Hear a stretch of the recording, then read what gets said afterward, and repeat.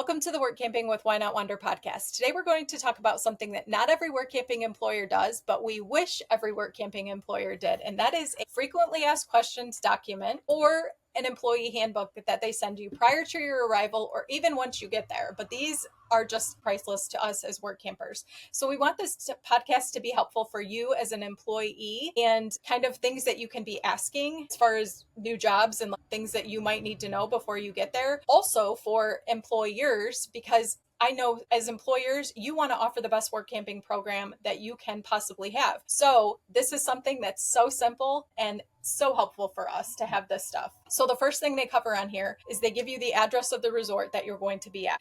They also specify that you may have mail sent to the above address. However, please do not make this change permanent. That's really important that they tell you right here on the FAQ that you can have packages sent here. Every single job we've taken, that is the number one question. Yeah, it's our number one. Can we have packages sent there? And you would think that you could have mail or packages sent to every place, but our friends right now are work camping in Colorado and they cannot have packages sent. They had to go to the local post office and get a PO box. It's not always a given that you can do that. While we're on this topic, we'll just talk about this super quick.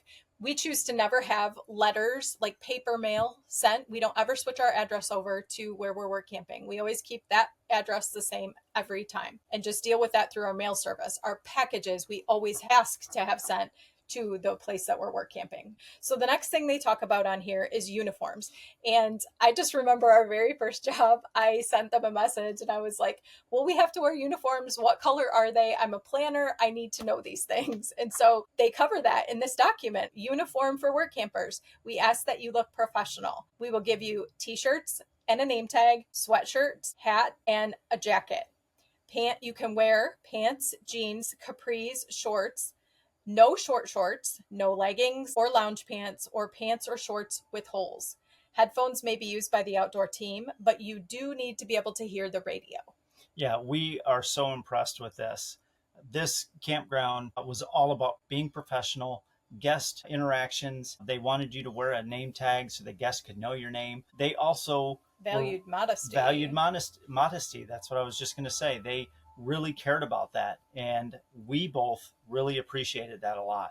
The next thing they talk about is payroll. Payday is guaranteed for deposit by Wednesday of payday week. Payroll is bi-weekly and via direct deposit only. Forms will be provided for you to complete. A routing number, account number, and account type is needed. The next thing is lunch breaks. If you are working a shift that is less than 4.5 hours, you are required to take a 15-minute unpaid break.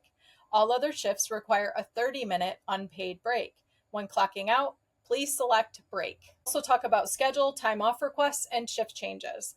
The schedule will be posted in the garage on the board above the time clock. Schedules are typically done 2 to 3 weeks at a time. If the schedule is already done, it is your responsibility to find someone to cover your shift.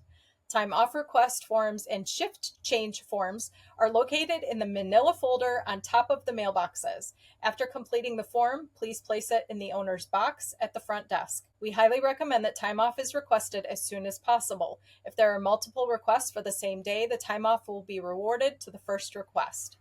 You may not work over your scheduled shift without management approval. These are all really important questions that they answer right here. Very specific. Even the manila folder is located here. If you need time off, it's your responsibility to cover that shift. Like all of these things that we always want to know about. When everything is new to you, new employees, having this in black and white right here is so helpful. And they even answer questions that you may not even know you have.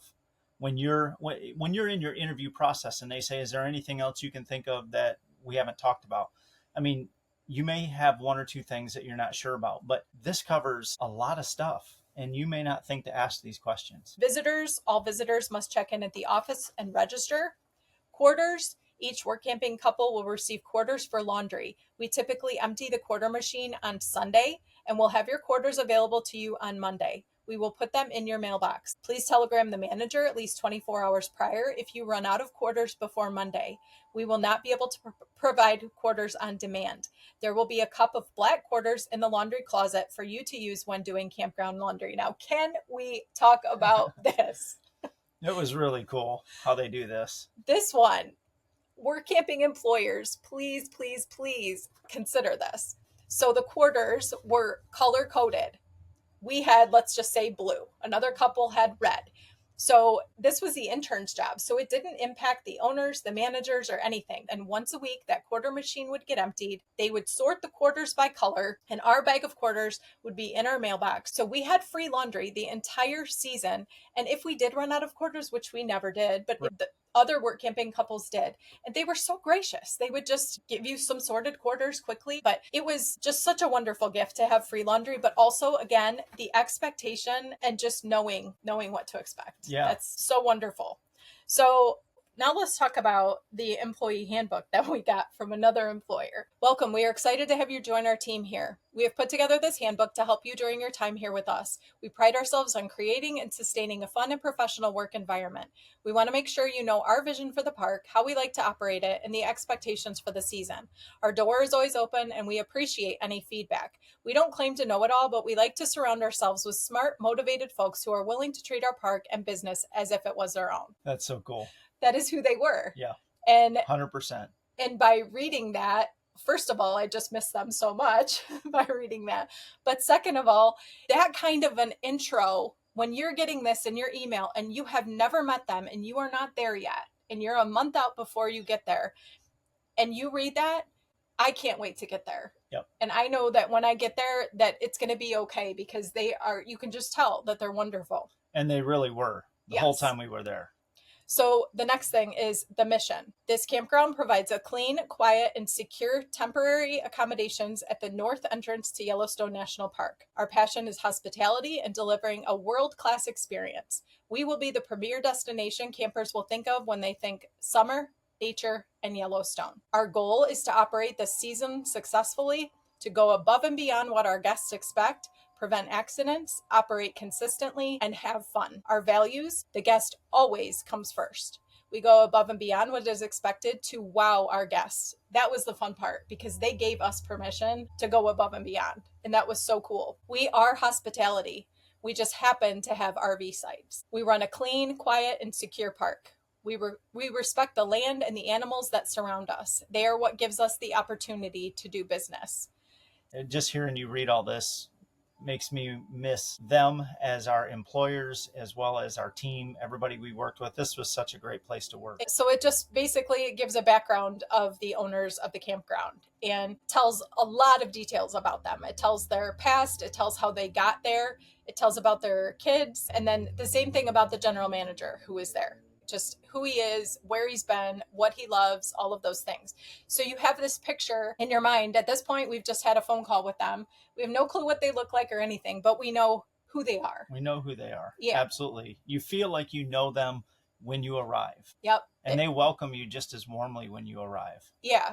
But again, just so cool as an employer to think about providing this to your employees so that you have that connection when they get there, that it takes one step out of it. And when we did the one podcast with the employer, he talked about how hard it is to develop a relationship with work campers only because it's such a limited time. This little tiny thing connects you quicker. We look to attract guests who are educated and plan ahead, making us part of their plan and researching how our park works prior to coming. Who we hope not to attract: those who are looking to party, stay up late, and are loud. Those who are not respectful of rules and others. And as I think about this, did we ever have any? We never had location? A crowd like that at this location. No, not at all. Because we've definitely had them at a couple other locations, but definitely not here. And then it just lists, we have 66 RV sites, we have 37 deluxe sites, and 29 standard sites. And then it goes on to give a description of the deluxe sites. They're more spacious, they come with cable TV, and then it talks about how they have full hookups, and that the other sites don't have full hookups. They just either have electric or water and electric, and that they're smaller sites. That was helpful for you and I both. You, because of leading guests to their sites. Me, because I was in the computer and I needed to know this information, and to be able to start learning about it before we got there was so helpful. We offer 9 cabins. We have 3 camping cabins, 3 deluxe cabins, and 3 deluxe camping cabins. So it goes through, it gives a detailed explanation of what is in each of those cabins, if they come with linens, if they don't, all of that. One of the worst things you can do when you hit the road as a full time RVer is rely on campground internet. To say it is unpredictable would be an understatement. But finding our own reliable internet is a challenge we did not anticipate. We struggled through an entire year of endless connectivity issues with the first mobile internet provider that we used. We thought it was normal as full time RVers until we found OTR Mobile. OTR Mobile has literally changed our life and ability to stay connected on the road. Now, no matter where we are work camping or traveling to, we don't even have to think about our connection anymore because we have fast, reliable, and unlimited internet wherever we go. Thank you to OTR Mobile for sponsoring this episode of Work Camping with Why Not Wander. General information. So here's where they kind of pick up like the FAQ document. So they give you the address, they give you the email address, the phone number, they give you the store hours, they tell you when the gates open and when the gates close. They talk about early departure refund policy, and this was something that they wanted all of us to know, not just us in the office, because not everybody's going to call the office. They might ask him when he's out on the cart cleaning sites. They might say, hey, we actually want to leave early, going to pull out today instead of tomorrow. Can we get a refund on that? So for them to have that information as well was very helpful. So they go into great detail about that with the cabins as well as the RV sites. Talk about maximum occupancy so that we are all aware of it. We had this one time that it was a Class C that pulled in, and I don't know if you remember this, but they told us in the office that they had 2 adults and I think 2 kids. And they ended up parking. I mean, they clearly weren't thinking because they ended up parking in the sites right outside of the office. And they open their doors and 1 kid comes out and 2 kid comes out. And we're like at 6, we're like, oh my goodness, there's 6 kids. Like, it's crazy. And then 2 more adults came out after that. And so they went out there and they were like, on our occupancy, we show that you have 2 adults, 2 children. We actually are going to need to charge you for all of these extra people who are here. So site keeping requirements. Please keep your site neat and free of litter. Cigarettes. Trash cans are located at the end of each row. Do not hang towels, clothing, linen, other articles outside. So they basically go through for us as work campers how we are to maintain our site, but also so we know how we are supposed to ask guests to maintain. Let's talk about rules versus what's actually enforced. There's a lot of rules, but they are very lenient. And we've noticed this at a couple different campgrounds that we've been at, destination campgrounds. They have a lot of rules for a reason, but they enforce them on a need to basis. So it's not drop the hammer every time you see this. If you're that type of person, make sure you have a conversation with the owners or the managers and get clarification on how they want you to enforce these rules. Most of them are really good about explaining it to you. I have a very black and white mind, so I read this and I'm like, that person has laundry hanging outside. They're not supposed to do that. You need to go tell them to take their laundry down. And you're like, no. You pick your battles, and the employer will tell you that. If they're very, very strict about laundry not hanging out, they will tell you, yes, we want that enforced. Every time. Yes. Now, we have one of the things we've wanted, we've seen that the managers want or the owners want enforced is dogs barking. That seems to be global. Yeah, that seems to be in every campground. If there is a dog that's barking like crazy, they always want us to go and talk to the owners. So the next thing they cover is quiet hours, and then they talk about cooking and campfires and about pets. They talk about the fenced grass area is provided for walking pets. Please do not walk pets on any other grass areas, including your site. Dogs may be walked throughout the RV park on gravel roads or outside the park. Leash length 6 feet or less. So a lot of this stuff it's definitely campground rules, but they're giving it to you in the employee handbook because they want you to know, because you are going to be the ones enforcing the rules, but also you have to live by them too. So they cover site parking, vehicle washing. Washing RVs or vehicles is never permitted on site. A car wash that accommodates many size RVs is a half hour north of us. They discuss smoking. They discuss RV guest visitors, miniature golf, restrooms and showers. They give the door codes for the men's and the women's, the laundry facilities, the hours that they're open, how much it costs to wash, how much it costs to dry, the door code for that place. Now, these things were also super important because this was a case of we had to pay for our laundry, and our budget is not endless for expenses. So to know that we were going to need to spend, say, I don't know, 40 a month or something on laundry was very, very helpful to know. It gives the phone numbers of the owners, of the manager, tells you what to do in case of an emergency, talks about how they have a local volunteer fire department. It gave the park rangers, because we were right there at Yellowstone National Park, the sheriff number, the game warden number, and then just general park operations. So they talk about the store, and they basically are going through position, and this might be helpful to read. So the store is responsible for answering guest questions or concerns, selling, stocking, maintaining a clean general store, communicating with the park monitors when guests arrive so they can be escorted to their site, answer phones, book reservations.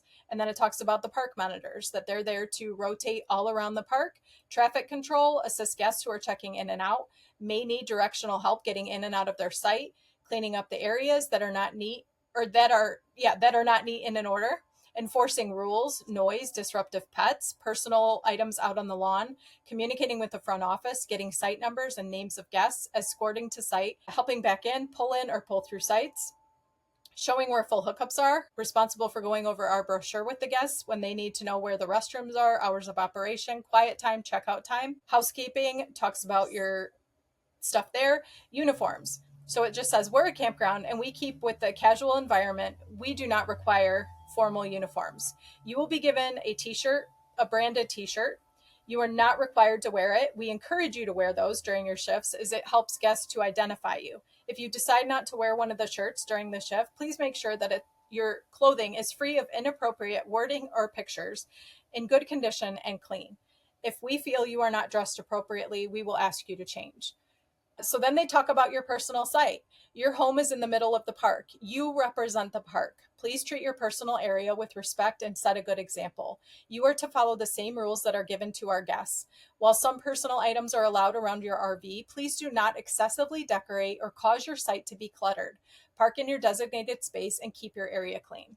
I will say it's cool that they spell that out right here, because as work campers, I can't tell you how many campgrounds we've worked in where you can tell who is an employee there and who's not. I mean, they have so much clutter around their sites. It looks like they're there for 10 years. Yeah. So they're spelling it out right here. We don't want that. This one, similar to the last one that we read, they talk about the schedules and breaks. Schedules will be posted at all times in the office. Everyone's shift will be consistent from week to week as much as possible. There are a few times this season that the schedule may vary due to prior engagements management has planned or scheduled requests. There's also a clipboard next to the schedule where you will find daily timesheets. You will take home a timesheet, fill in your hours as you go. Time slips are due on the 14th and the last day of each month. Please deliver back to the office desk when completed. Failure to do so may result in your payroll being delayed. Breaks are 1 hour. They should be taken at appropriate times, not during peak check-in hours, high traffic guests, or during cleaning hours. All super helpful, like we already talked about with the last document, to just know where information is, what's expected, when you need to turn things in. They go over the same thing with payroll, direct deposit. You can expect your deposit to be processed on the 1st and the 15th of every month. They do talk about time off and sick time. We all depend on each other to work our designated shifts. The park gets busy in the summer, so showing up on time is really important. Since we live where we work, we do offer flexibility if you need to run back to your place or for the evening shift. If you want to sit outside your RV between your drive around, we trust you. So please respect this and do not abuse it. Be responsible for your duties when you are on the clock. If you need to request a day off or are not feeling well, please do your best to get your shift covered by other team members. And if all else fails, ask management for help. If you do change a shift, please make sure you text the owner or the manager so they can update the schedule. Now, this part about letting you know that they trust you.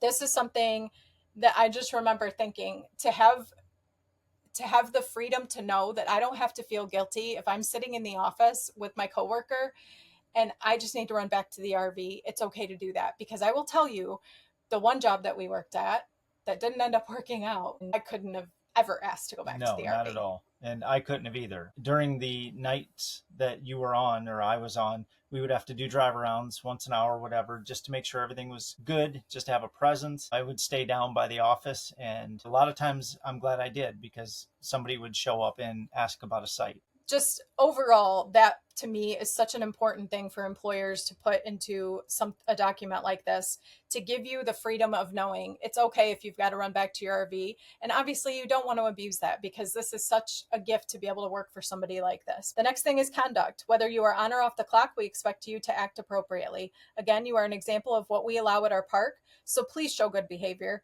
No smoking or excessive drinking, no loud noise or inappropriate behavior will be tolerated. If you're going to leave the park, please make sure your RV and items are secure. If you plan to be gone overnight, please make sure to inform management so we don't worry when you make it back home. And my goodness, they were that kind of place. If that was ever going to happen, they would have been worried about us. They really, truly cared.